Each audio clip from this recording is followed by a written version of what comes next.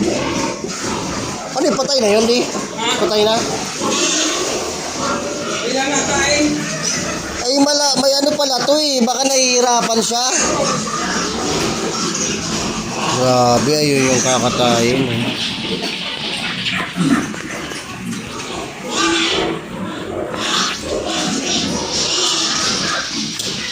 Pera usog. Mahinahin dito. Ito yung mga bentahin na. O, yun o. Ang lalaki ng mga manok mga ilang buwan pa. Pwede na ibenta to. 2, 4, 6, 8, 10.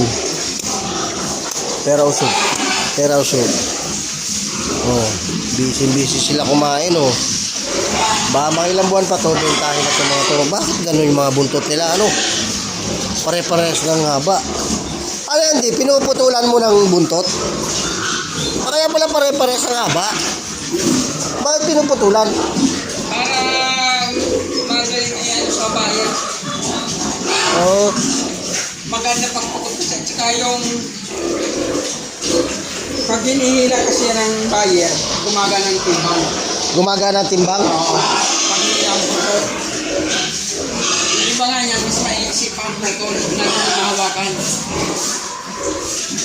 Anong koneksyon nun? Basta, kapag hinihila kayo sa pukot, gumagaan. Ilan ang inahin na may anak dito? May biik? Dito sa baba, isa lang. Ay, isa lang doon sa taas. Ito. Tatlo. Ang daming manok. Ang daming manok.